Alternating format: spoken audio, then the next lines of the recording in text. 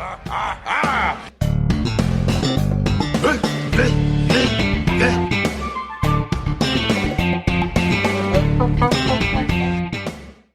Patreon listeners. My name is Adam, and I'm joined by my co-host Jordan. And today we're talking Kondo. Jordan, specifically, what is this Patreon exclusive episode covering? This is covering the Netflix new show that came out a couple weeks ago called Tidying Up with Marie Kondo. And we chose this episode because it's Tim Allen's favorite TV show, correct? That's what you wrote on Twitter with an asterisk. And I think we're not going to explain what the qualifications to that statement are, which I think is the right way to go. It's based on assumptions mostly, but yeah. Like everything we say. Adam, before we get too deep into the weeds, I just wanted you to know that if I were to pick you up, you would spark joy with me. Oh, you're sweet. You're sweet. That's really nice of you to say. Sparking joy, Kondo. This is all new stuff to me. Before we talk about the show and viewing experiences and so on, I just want to thank everyone for pledging to our Patreon. We have donors like you. A few donors, but donors like you make this possible, and in return, we give you quality episodes on things you certainly are very interested in, like Kondo. So I want to thank you for giving to this Patreon. Not any other home improvement related Patreons, just this one. And we appreciate you sticking with us and remembering that, sometimes the oldest home improvement show is going to end up being the better one. So just keep that in the back of your mind. Don't fall for a shiny new object. Yeah, I've always heard that, like, if people are updating products or trying to come out with something new or make a better experience, it's a bad thing. So, just stay in your old ruts and continue to listen to us. Yeah. And even if you think it's getting worse, you don't, something else out there, you don't know what you're going to get. So you just want to stick with this one. There's probably other things, but this, you've been with us for a while. So I think the old saying is a bird in the hand is better than two in the bush. Yeah. And there are some things you just can't perfect. It just can't get any better. Like, I don't know. This is just my opinion. I think it's a fact, but the American penny hasn't changed much over the last couple hundred years. So watch home improvement podcasts. A penny, a nickel for your thoughts, a lot of that stuff going on. Adam, before we get too much into tidying up, before we get too much into just the wide world that is Marie Kondo, let's play a trailer and get familiar with the show and talk about our experiences. So, you ready for that? Yeah. Yes, please. Please play it. All right, I'll play it right now. Thank you. I have so much stuff. It's a never-ending battle to fight the clutter. With the baby coming, we got to get our stuff in order. We had to downsize from a 4-story house to a 2-bedroom apartment. I lost my husband. I don't know that I have everything it takes to get rid of his belongings. Hello, I'm Maria Kondo. 私のミッションは片付けによって世界をときめかせていくことです。Let's start tidying. This girl's no joke. This is amazing. We have too much stuff. It's official. It's so hard to let it go. I don't want to just, dump it. I want to be thoughtful about it. Choose items that spark joy for you. Spark joy. It's not as easy as I thought it was going to be. We're on board. We want to change. I just want it to be strong enough to change me. I can let it go. Arigato. I am going to figure out what sparks joy in my life. I can't believe you can touch the carpet. New day, new joy. Thank you for being here for us and wanting to help us. I hope you know how much this means to me. Here we go.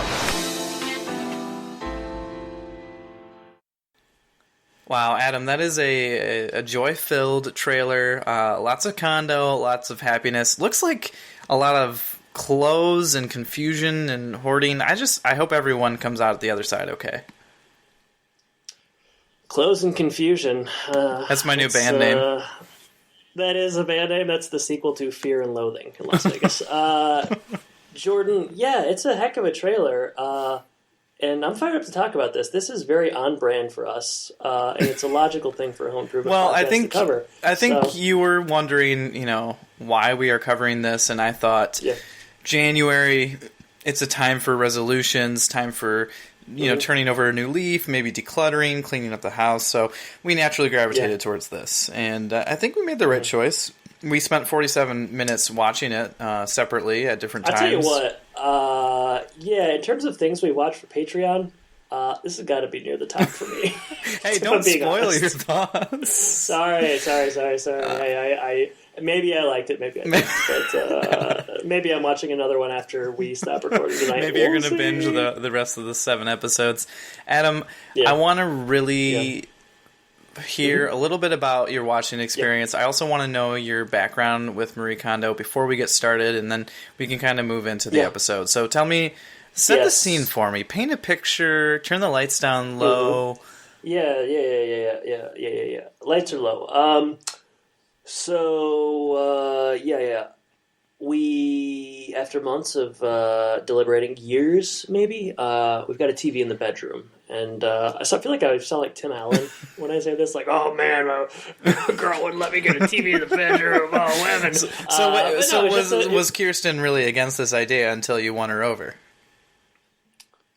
Or this may be a conversation you never had before. No, we had. And then you got the itch, and you were like, yeah. I pushed for it for a while. It's stupid. I don't even know how much of this I want to have out there. But once I found out, like one time she said, like, oh man, there's no way we're ever having a TV in the bedroom. And I was like, oh, you're getting one in there. No way. So so I'm just like, what do you mean no way? Like, so I just kind of started arguing based on the fact that she said it was never going to happen. And then I actually kind of started to want one.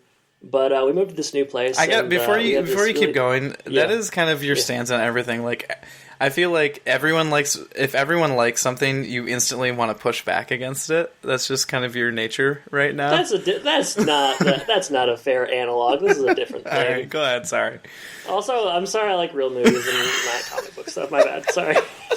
I studied film, so my bad. Whatever, I didn't study academic. Comic books, but I should have. I guess I should have studied Jack Kirby or something. Wouldn't it be funny if the person who wrote that review calling you like an academic in a really derogatory term had a PhD or something? Well, I was just going to say subscribe to our Patreon and listen to this. Oh, that would be funny. No way. No way. All right, sorry. That guy did not like me. I apologize. I interrupted your story, and you were setting the mood pretty well. No, it's cool. You interrupted my story to talk about my character flaws and then remind me of some guy that didn't like me. Thanks.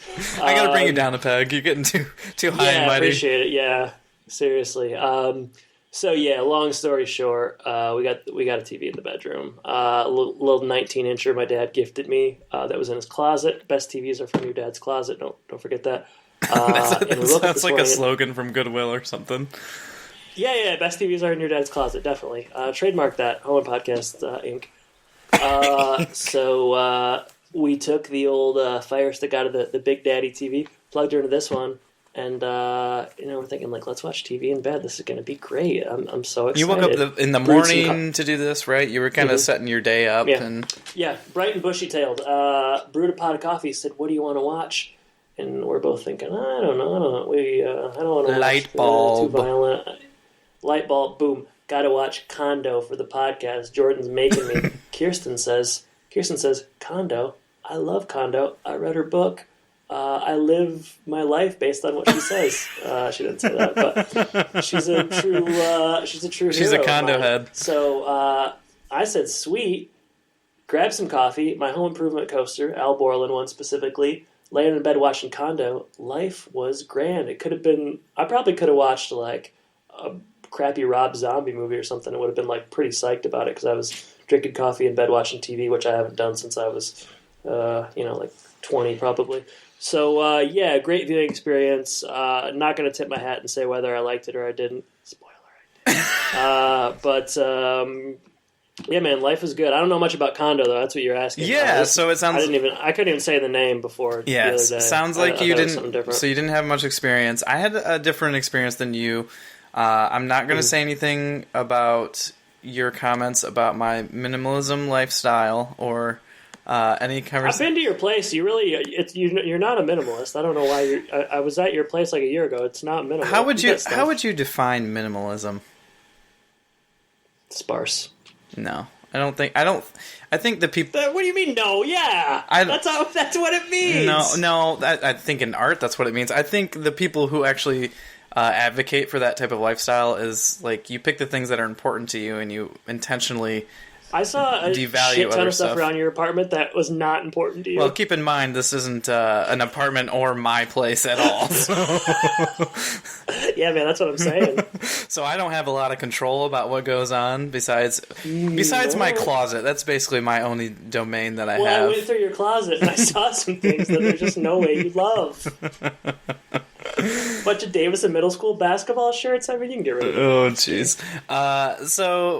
So I had read her book, just being familiar with different blogs and different books in this genre, and so I read it and knew about her folding style, and I had heard her mentioned from other blogs. So I know that she was very popular. I knew what she was all about.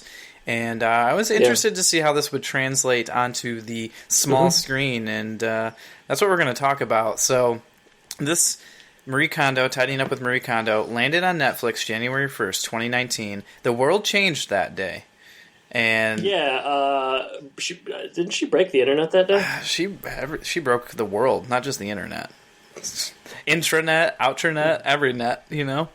Wow, Ethernet? Basketball net? I don't know. The net? Netscape? I don't know. But yeah, there's 8 episodes in season 1. They're roughly 45 minutes long.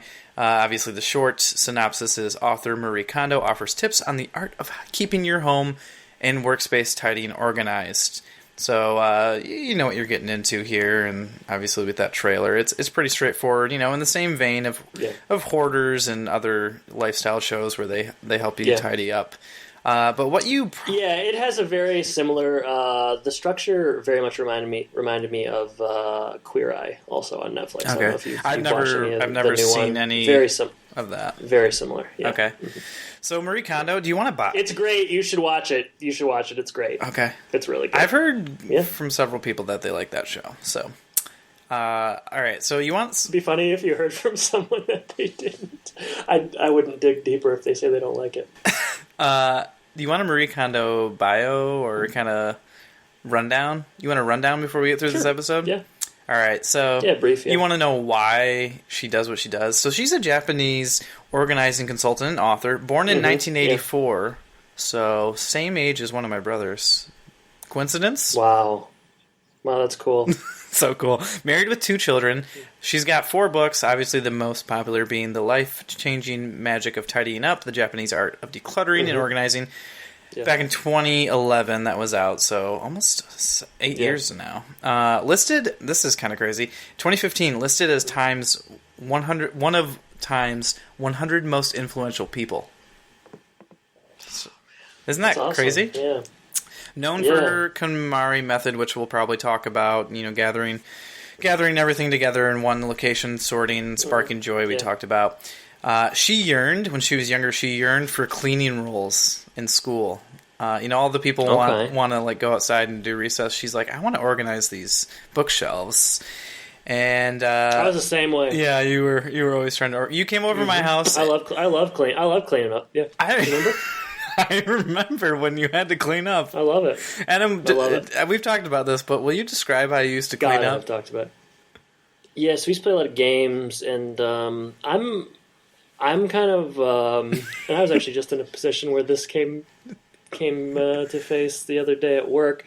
I don't like it when there's too many cooks in the kitchen. So, like, you're trying to play up a board game. You don't need 5 guys just, like, all trying to put stuff away. So, like, I would just soon remove myself, but that wasn't a good look, so you try to do something else. I'm not done. Society dictates that I don't remove myself, so it just is kind of like me trying to look like I'm busy. So while other people are trying to pick up Monopoly, I'm just kind of moving money around, making it look like I'm doing something. Dude, let me ask you. It was similar at work. At work the other day, we had to move around our desks. And I moved around my desk pretty quickly, but everybody else kind of, I don't know, sort of dilly-dally. I don't know what they're... Just like a lot of... It was just taking a long time. And I didn't want to really get in the way, so I just fiddled with my cords for like an hour. I looked like I was really having trouble with my computer cords. Let me ask you. What were you moving your desks around? What were you guys like? Just trying to get a new feeling in the office, or what? More people are moving into the office. Got to free up some space. Kind of expand. Yeah. So, did you get away with that very often? Because like I knew right away what you were doing. Like I could just see that you weren't doing anything, and called you out. I wonder like how many people you fooled by doing that, or did everybody just kind of call you out? 0. Okay. People were fooled. All right. I mean, I don't know. The court thing at work seemed effective, but maybe people were like, oh, gosh, he just doesn't want to do anything, which, was also probably kind of true. But, yeah, I mean, too many cooks in the kitchen. That's what I want on my gravestone. All right. And I wanted to say that I like to avoid that kind of situation. Here lies Adam. He likes to... Of there being too many cooks in the kitchen. I'll be the only cook, or I'll be one of two. But if there's 3 or 4 cooks in me, just count me out. Okay, so it'll say, here lies Adam Dietz, more than 2 cooks and I'm out. Actually, if I'm being honest, I don't know if I want a traditional cemetery kind of experience. I might want to be cremated, but you're going to be the executor of my will, so I'll just pass it on. All right, well, yeah, just write it down for me so I can kind of... Sometime this week, probably. Sounds good. Get it notarized. Yeah. All right, so like all the greats, Marie Kondo had a breakthrough moment when she kind of knew that she was destined for stardom. And she's quoted here by saying, I know that feeling. I have it right now. This is the breakthrough moment? Right now, tonight. The three people that'll hear this this is podcast. These are going to be released on the lost tapes of Adam and Jordan. It's going to be like a cult. I tell you what, there's a lost 9 minutes that we didn't get back. I just don't bring the same professionalism to the Patreon episodes. I don't know, or maybe the same level of seriousness. So yeah, that's my bad. Well, I forgot to. I happen to think we're too serious all the time. So, all right. So, can I talk about this breakthrough moment? Yeah, but I'm also wanting you to move on from her background after that. This is the last thing that I have, so... Okay. All right. She says, I was obsessed with what I could throw away. One day, I had a kind of nervous breakdown and fainted. I was unconscious for 2 hours. When I came to, I heard a mysterious voice, like some god of tidying, telling me to look at my things more closely. And I realized my mistake. I was only looking for things to throw out. What I should be doing is finding things that I want to keep. Identifying the things that make you happy. That is the work of tidying. Do you believe that story? It sounds pretty wild. I know. It sounds like a story that would fit good on the back of a dust jacket. I was just going to say, that's like a mission statement on our website or something. Yeah. Well, good luck proving her wrong, I guess. So I'll buy it. But yeah, that's a wild one, Kondo. She's a wild woman. I was going to say, you're going to get some more of that in the episode and in her book in general, But let's go ahead and finally get to the episode and get this moving along. So we are, the show starts, like you said, it's kind of like Hoarders or kind of like Queer Eye where they go in. House Hunters. You see who we're working with, and who we're working with is a couple with 2 small kids. They're living in California. I don't know if it ever says where in California. It did, but I forgot. It's a kind of not a California town I was familiar with. Yes, maybe some suburb or something neighborhood of a bigger place. Yeah. But we've got some busy people with a house that doesn't look so bad when you first walk in, but when you get to the closets, whoo doggy. That's when the rubber meets the road. It's actually a pretty nice house. We were commenting throughout. They have like nice stuff and kind of like good taste. Particularly their living room was aesthetically pleasing to me. But just a lot of crap everywhere. And we'll find out why as we get to know the Friends. Yeah, their last name is Friends. And they point that out too, which I was wondering if they would... That's a shame, isn't it? Isn't that a shame? It's rough.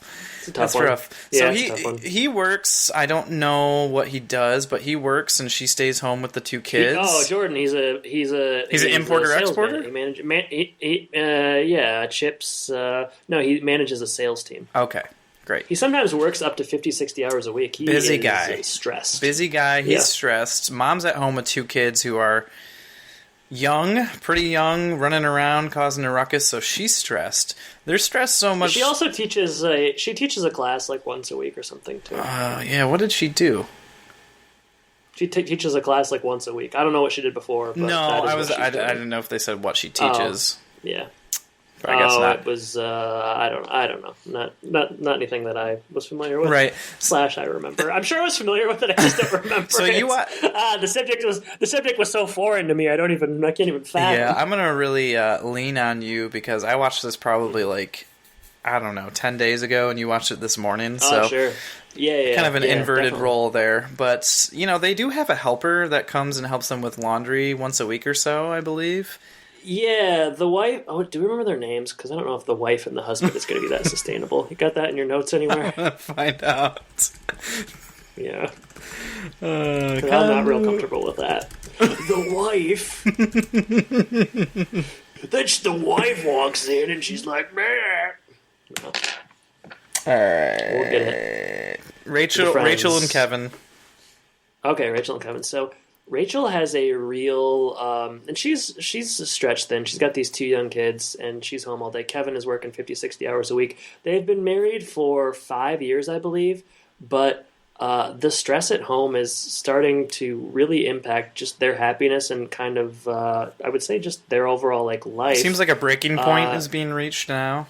She does, yeah, just based on the clutter. And we see them kind of go back and forth throughout the episode. They have some pretty awkward fights. Rachel does not. She hates doing laundry so much so that they hire someone out to do that, which he seems a little upset with. But yeah, they're sniping back and forth throughout. It is tense at the friend's house, and I know that is sort of a strange sentence to hear, but that's just the truth. Yeah, they're really not being friendly to each other, if you ask me. But yeah, like I was saying, it's kind of to a breaking point when they do the little interviews on Kevin. Yeah, it's funny because sometimes I feel like he's pretty positive, but other times he's kind of I don't know, undermining.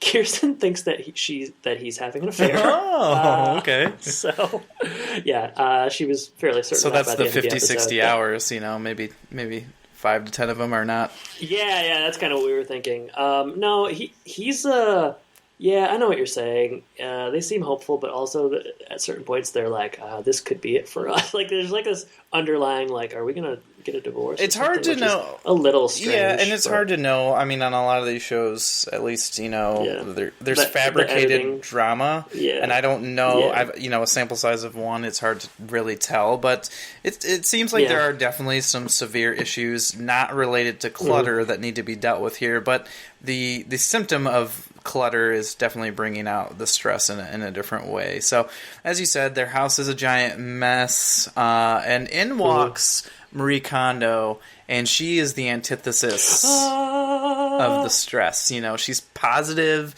she's happy, she's encouraging, she's calm, radiant. She speaks just a little bit of English, enough to get say hi, and immediately the kids gravitate towards her, want to hug. Who can blame them? Want to hug. Yeah, and she's calm. I think maybe that's probably what is initially going on. She's probably dealt with so much of this type of stuff that she's like, I've seen everything, You can't sneak something past Kondo, because been there, done that. That's kind of the feeling I got. Couldn't said it better myself. Go ahead. I was going to say... go ahead. I was going to say, I want to say something nice about the Friend family here. If you are the Friend family and, you're going through this, on some level, I feel like you're kind of brave because you're putting yourself on what's going to be a very popular TV show and kind of airing your dirty laundry. No pun intended. Literally. Yeah, and so, I don't know, there's kind of, I guess... I don't want to say they're crazy. You admire them? Is that what you're saying? I guess, I want to give them a little bit of credit for that, because this is probably a pretty tough situation, knowing that, okay, everyone I know has Netflix and is going to see this, and we're going to probably look like dorks sometimes and idiots. I guess we don't know the positives of it. I'm sure there's monetary stuff behind the scenes, and obviously you get to meet Kondo, which is who cares about money? Any sums. I mean, all of Midas's gold is, that's doesn't even come close to. And she fixes your house, so she fixes your house. I guess I like the couple. I don't know. This is a weird thing, and I don't necessarily know how to broach this. And I suspect you'll punt this one. Okay. But what did you think when the daughter kept saying, "I want boobies," because she wanted to be breastfed? I was wondering how old she was, and I'm not going to comment on breastfeeding. I'm not a woman. I'm not having a kid or anything. But it was just a little strange to have this child who is old enough to say that. Use say that term. I want boobies. It was, I don't know, perhaps a bit off-putting, but. That's just me. The first time I heard it, I was like, "Did she say that?" But yeah, and then the woman clarifies, like, "You can have boobies later." It was just strange. Kondo didn't know what she was talking about either. Kondo was like, "Oh, okay." She's like, "I don't go that way." Like that Time magazine cover or something. That was strange. So obviously, nothing better than two men talking about breastfeeding. Well, my wife does breastfeed, but we've never. Whoa, Jordan! Too much. Gross. Too much. Yeah, we've never referred to it as boobies, so I don't. You don't. Your daughter, hopefully her first words aren't, "I want boobies." That would be impressive, actually. Wouldn't it be great? So yeah, that was one thing. But yeah, you like the couple overall? What are your feelings? Do they suck? Are they cool? Or are they just like average? What are your feelings? I think, they're average to me. There's just... Yeah, me too. You don't get to know a lot about them. No. I think they're encouraged and ready and getting on board and trying to be nice. And I think they're definitely kind of... They've never met someone like her, nor have I, but they've never met someone, who kind of thinks the way she does and has some of the religious beliefs she does. So I think that kind of... she's religious? She is, like, a lot of her stuff is, so some of the stuff that Marie Kondo talks about is, like, shirts have feelings, basically, or there's that scene where, like, Rachel ends up crying, kind of early on in the episode, where she comes in and she kneels down and she, like, welcomes the house or greets the house, I think is the way she puts it, and there's just this moment of calm and meditation. Is it religion? What religion is? We don't know. A lot of that, I think, comes from Shinto beliefs, and that's very popular in Japan. So, is that like Shinto that's Buddhism, right? It's different. A lot of times they can combine those personality. Okay, and is that the same thing as what Chris Farley says in Beverly Hills Ninja when he says "Holy Shinto," or is that something different? They're probably related.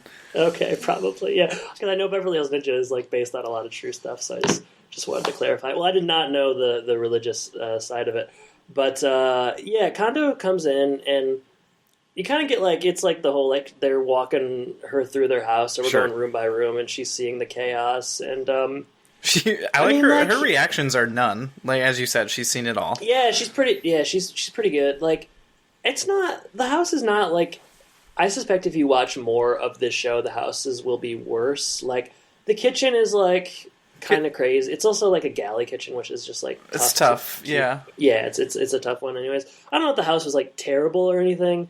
But I would say the most disconcerting spots are going to be when they show the garage. That's pretty brutal. And then when you do open the closets, I think they're a bit overstuffed. So I agree with you. It's not like there's piles of everything around the floor, but the kitchen... It's not like Hoarders or something, right? No. Like where you're just like, oh, that's like disgusting. It's not like that. Which I think is why this is going to do well, is because this appeals to more American families. I think this is what more American families are going to be used to. It's just like, we have more than we need, and it's coming out of our ears, and it kind of sneaks up on you because it's...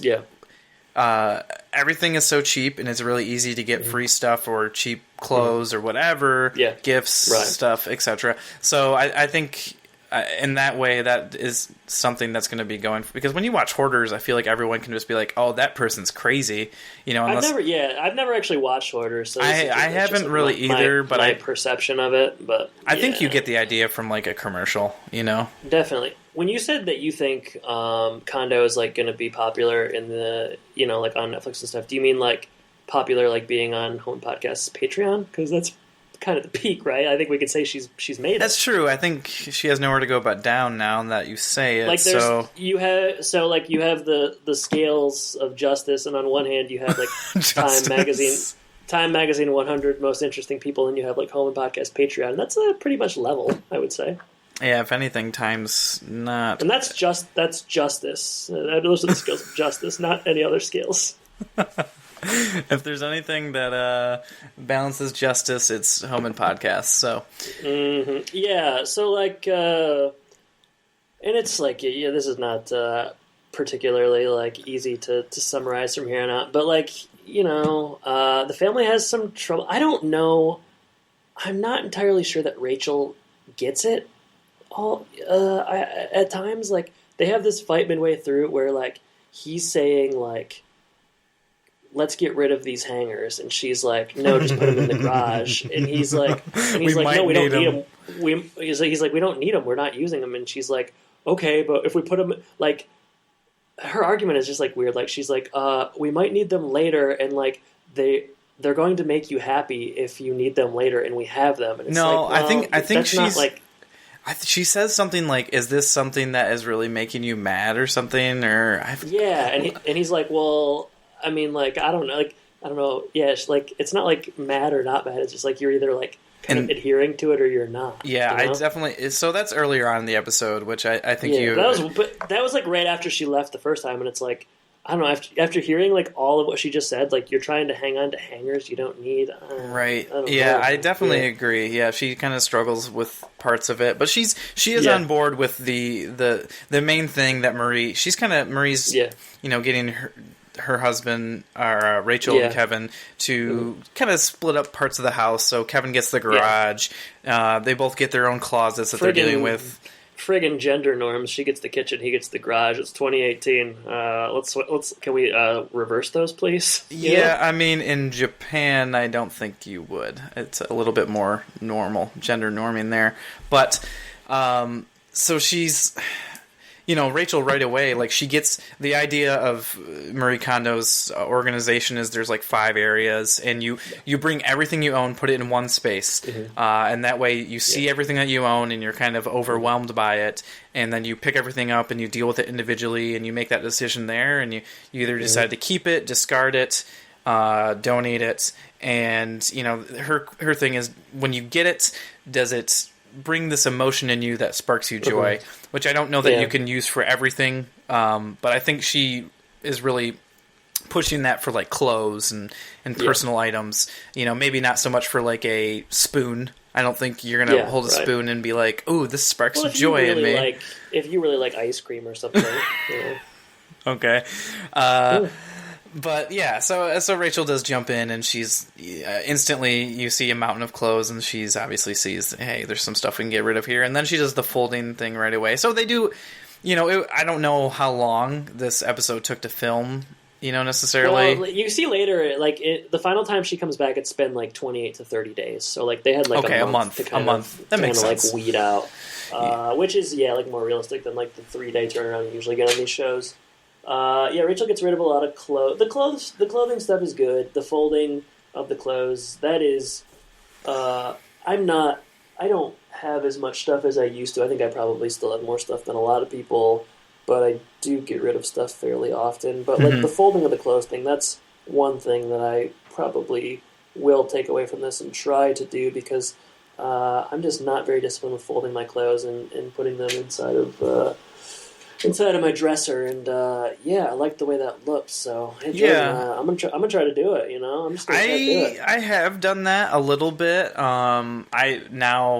I had a dresser, and when we had Olivia, I gave her my dresser, and what a father of the year! What a jerk! And so I didn't have very much stuff in there, so it was very easy for me to put it. You know, I have stuff a little bit more hanging up, and then I bought one of those like closet organizers that's vertical. Yeah.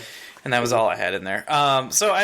For me, I wasn't the greatest probably at getting them to stay up. But her idea is that you can see everything if you stack it up. Right. So I do like that aspect of it. And, you know, as we said, like when you pick up something, if you are going to discard it, you say thank you. I like the idea of gratitude behind it. You know, I don't necessarily think that this T-shirt has feelings, but, you know, knowing that it has done something for you. I think the idea of just like, I'm never using this, someone else could use it, is pretty impactful for getting rid of some stuff. Sure. You know? Yeah. We moved pretty recently, and there was just like stuff from when we had moved. Like we moved from DeKalb to St. Charles. And, we were there for about a year and a half, and like there was just stuff that we never opened from the last time we moved, and it was just like still in the same boxes. And it's like, well, this is stuff to get rid of. Like if you're going a year and a half without opening something or interacting with something, like you probably don't need it. So I found all this pretty relatable, especially having just moved and like just getting, because like, man, moving gives you real perspective on all the stuff you do and don't need, because you got to lug it, and that's especially if you're going across the country and stuff like we did from Michigan to Florida. We definitely did not bring as much stuff with us as we had in Michigan, but that's the thing you said about boxing stuff. There are two people called the Minimalists, and they also have a pretty big following, and that's what one guy did. He didn't move necessarily, or maybe he did, I don't remember, but he boxed all of his stuff up, and then he would only get it out if he needed it, and then after, I don't know what the time frame was, but he just got rid of all the stuff that never came out. And it's crazy how, as I said earlier, it's crazy how easy it is to just get like a million of a thing and just never use it. And I'm beginning to think you want to do this episode so you could push your minimalist beliefs on me. This is just one big kind of I'm beginning to think scheme. You actually kind of like it after watching this one episode. Don't be so sure of yourself. I got some real critique coming. Like when that kid spills coffee all over himself. What the heck? Let me ask you, did it bother you? I have some reviews later on the show, and they talk about this. Did it bother you? So Marie Kondo does not speak a lot of English, and so she has a... Dude, I'm not... sorry, go ahead. No, so she has a translator, and so there's a lot of subtitles in this... the show. Does that bother you at all? That's lazy American like horse shit. Like I think like I hate that. Like people are complaining about like Roma, or anytime an Oscar nominated film has subtitles, people are like, well, I don't want to have to read the whole time. Like I don't care how good it might be, I'm not gonna read. Like that's just such like lazy horse shit. No, I don't buy that at all. Like use your friggin' eyes and your brain and read. Like, sorry, not everything's going to be spoon-fed to you. I hate that crap. Sometimes I really like setting you up for stuff like that. I totally agree, by the way. It's such BS, man. Like, gosh. Is it really that hard? Oh, my gosh. I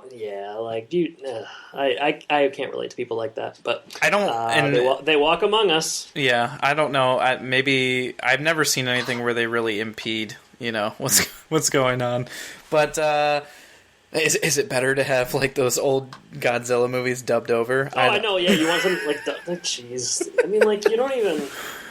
It's not even that prevalent. Like, there's not so many subtitles in this. They go out of their way to minimize the subtitles, I would say. Yeah, so, there's probably quite a lot of like scenes, obviously, that are edited down where they're talking to Marie, but she doesn't understand, and so the person translates and stuff like that. They've streamlined it, and like Marie will like respond. Like I think she understands more English than she can speak, probably. Yes, definitely. That's what it seems like. She will respond directly. But like, no, that's like if you don't watch the show, like I don't know, like either watch it and take it for what it is, or like you are an illiterate idiot that doesn't like subtitles and you just like go watch your cartoons. I don't know. Like, I don't know.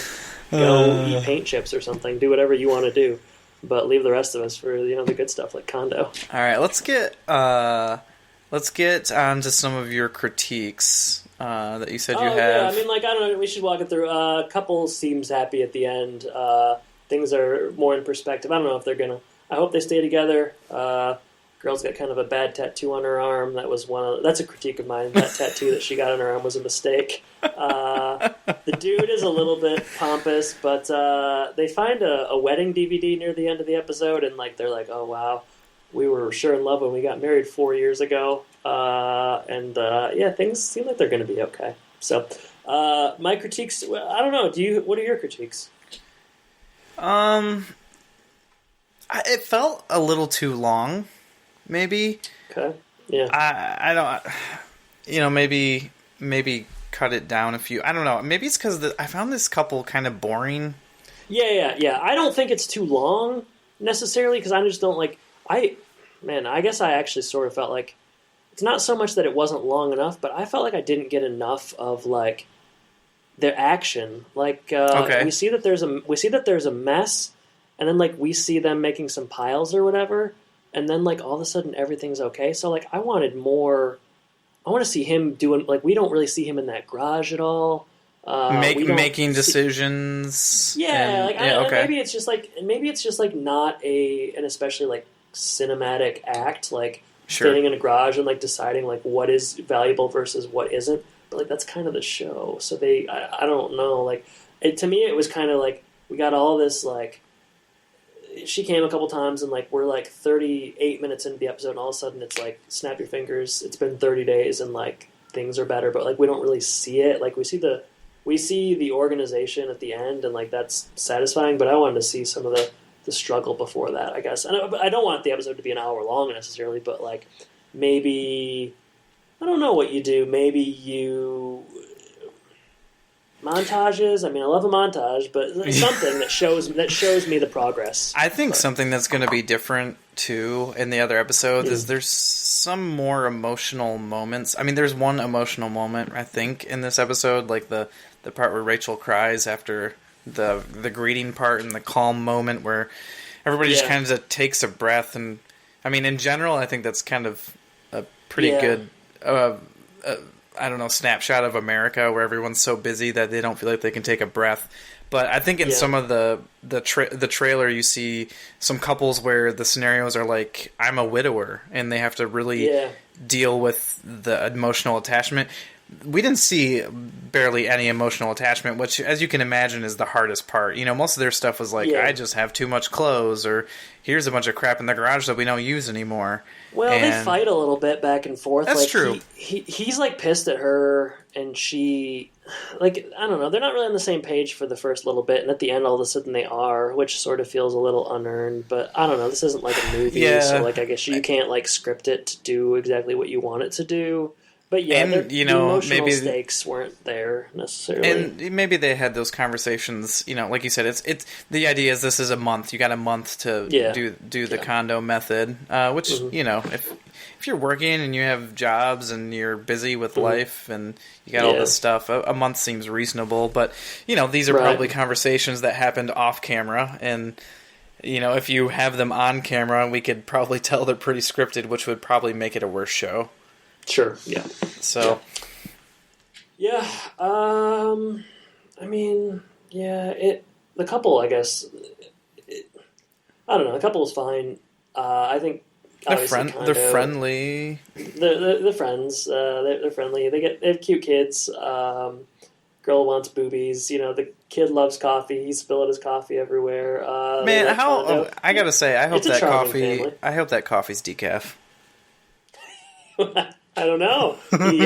You think a kid with that much energy needs coffee? Give me a break. He seemed pretty confident picking it up and chugging it. I know like he's done it before. That scares me a little bit. Did watching this make you not want to have another kid right away? Because I was thinking the whole time, like, man, 2 young kids seems like a real tough one. You know, we had lunch today with a couple from our church, and they have 2 young kids, and we've just kind of run into different families. You just run into families everywhere, and they talk to you about stuff now when you have your own kid. And going from 1 to 2, I hear is awful. But then like after that, like 2 to 3 or whatever you're just so used to it. Yeah, I mean, nobody really needs 3 kids, frankly. So I can just stop at 2. But. You know, I'm glad that my parents had 4. I'll say that. Yeah, I'm not sure how many other people are. But... You've been looking for a new co-host for a while, so I suppose not you. Not you. But, yeah, I mean, the kids... I think it is interesting how much the kids are gravitating towards Marie right away. Probably because it's like, I don't know, I'm not gonna... Well, I mean, they're just home with their mom all the time, and if their mom is, like, stressed out, and you have, like, this...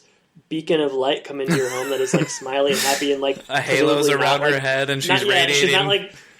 She's not like having to like boss you around and stuff. Yeah, you probably are gonna sort of naturally gravitate to this wonderful kind woman that doesn't have to tell you what to do or anything. I also get the idea that Rachel doesn't do a lot of discipline in that house because Marie kind of gives like a mini lesson about like, so what do we? Oh yeah. What do we do? To get the kids on board with the folding or whatever, and the kids folding thing is like a little far fetched, but I guess it's more symbolic of like getting them on board with what you're doing, and just like giving you folding. Yeah, giving you moments to like actually get stuff done or whatever. Yeah. You're not at their beck and call or whatever, and so that probably maybe there's a little bit of firmness in her too that is actually good for the kids. So I don't know. I mean, so you this is so funny. Like, this is funny. This is gonna be some of the funniest stuff we've ever done. This is how we treat our patrons. You give us money, we'll churn out serious content. Just unfunny, contemplative product. Yeah. Just wait till we talk about the cancer episode on Home Improvement. That's going to be a real a think piece. Yeah. Where do you want to go from here, Jordan? I think. You want me to overall thoughts or like I don't know. I don't think I need your overall thoughts. I think I've got all I need from you, except I just want you to answer a simple question. Yes. Will you watch the rest of season 1? I will keep watching. Yeah. It is. Yeah, I kind of just like this sort of fare where it is not especially weighty, and I like a House Hunters. I enjoyed Queer Eye. I like these sort of, I don't know, reality, but real couples, like turnaround shows, snapshot in other people's lives, homes. Doesn't make me really have to ponder my own existence or how crappy things are in the actual world. I don't know. I find this stuff to be just kind of palatable and enjoyable. Especially before bed or eating dinner or something. I feel like you need shows that are just sort of down the middle, and I think this one's that. So yeah, I will keep watching. I might even watch one tonight, Jordan. Wow. I mean, it's a little late for me to do that, but yeah, I agree. I think I will at least watch a couple more. I just want to see maybe different. Are you asking me if I want to do Kondo cast? No, I don't want. How could we even talk about 8 episodes of this? I don't know. I'm having trouble talking about one. Exactly. Does this make you want to declutter anything in your house? Yeah, I mean, I don't know. Maybe having just moved, we got rid of so many books and so much stuff. So I'm not feeling. I think you're not someone who's been entrenched in a house for 5 years accumulating stuff. And I think some people feel guilty when they watch stuff like this, or maybe some people feel guilty. I don't feel that way because I got rid of a bunch of clothes. And you don't feel guilty about anything ever, though. So no, that's not true at all. No, it maybe seems like I don't, but no, that's not true. But with regards to this, no, not. I think Kirsten said that maybe she wanted to spend some time working on our kitchen or our bathroom or whatever, just in terms of organizing and stuff. So maybe she will, but yeah, I mean I think in terms of clothes and stuff, I try to go through every couple of months and see if there's anything I'm not wearing, doesn't fit, etc. And I can it, but no, I'm not I didn't immediately jump up and start getting rid of stuff, but. Well, we'll talk about a little bit later. I have some information about how it's really affected some other people, but yeah, I don't know. I've talked about this before. I've been reading this stuff for a couple of years, so I have gotten rid of a lot of crap. This is old news for you. This is probably boring for you to talk about. A little bit, yeah. It's a bit trite for me, but. You should go through and get rid of all your in-laws stuff that they don't need anymore. That's what you should do. Boy, that's one way to ingratiate yourself to other people. Just go through their stuff and tell them it's worthless. Hey, I haven't seen you wear this shirt since you you moved in here, so I think it's time to go. I'm gonna come in one day and just make all their stuff disappear and just pretend someone stole it. No, we don't have to deal with the ramification. I will say that I have tried to get rid of. Hashtag where's Denise? I've tried to sometimes remove stuff, and it doesn't stay very long. So I will say some people in this house probably have a little bit different philosophy than I do. So that's a bit challenging, but will not be forever, of course. So, Let me talk about some reviews. What do you think? Go ahead. Sure. All right.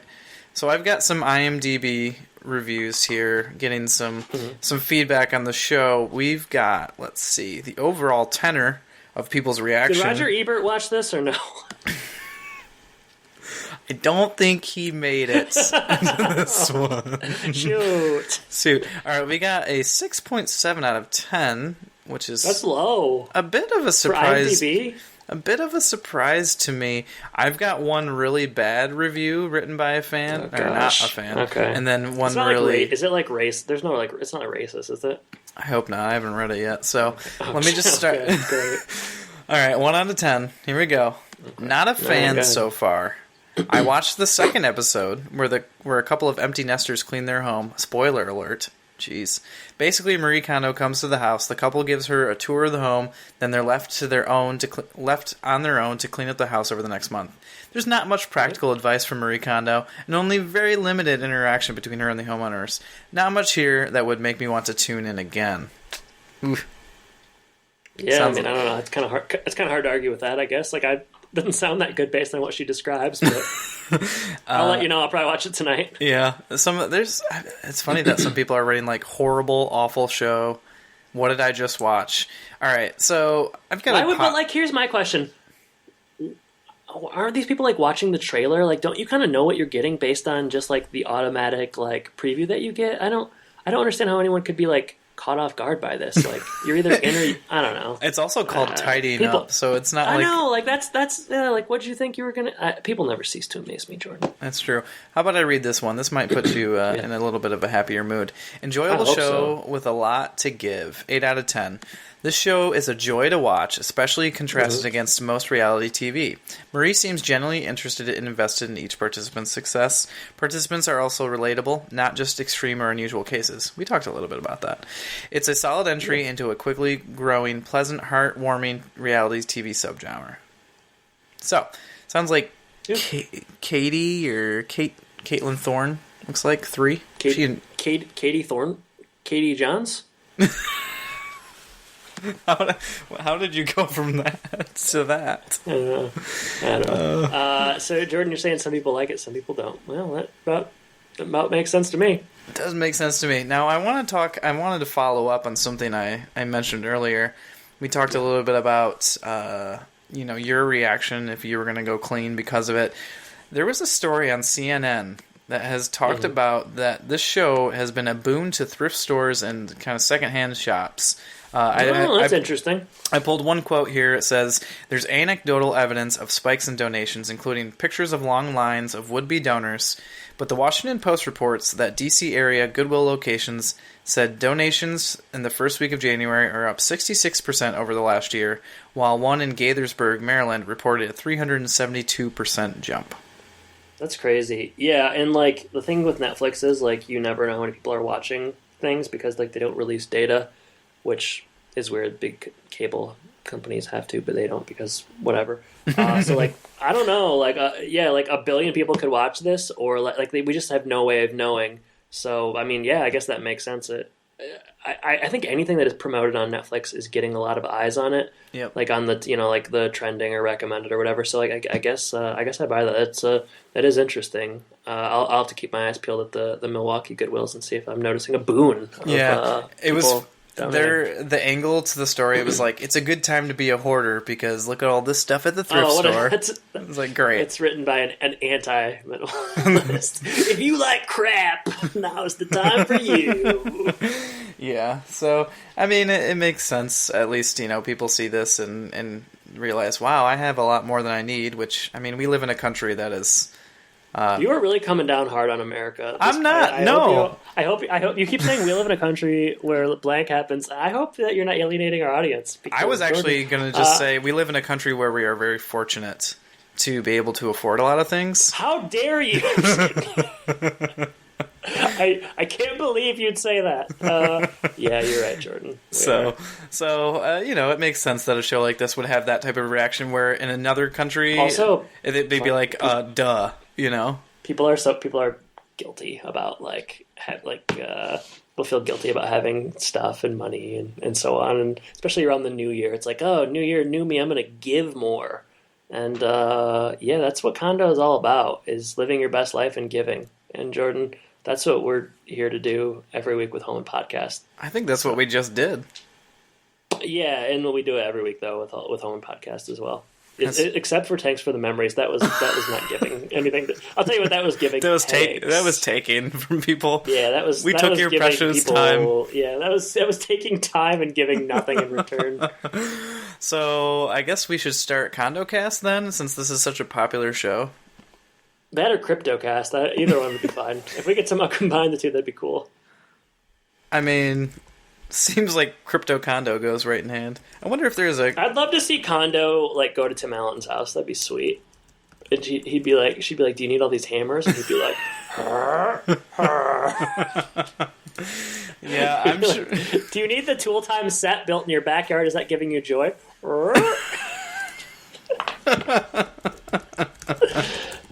I guess I'm not gonna try to rewrite an episode of Kondo on the fly, because that would be so. I actually could do it, but it would be hard. I mean, you don't have to rewrite this because it's good enough that we don't have to rewrite like some of the other crap that we watch. That's true. Yeah, but we definitely maybe should write a home improvement centric Kondo episode. We should. That's like a forum thing, like you did on a Home Podcast, where the guy's talking about Tim meeting Big Bird, Tim meeting Kondo, meeting Big Bird. Well, I figure 30,000 replies later, we come to I guess it probably isn't going to happen. I mean, if you wrote that reboot, you could easily write Tidying Up with Al Borland or something.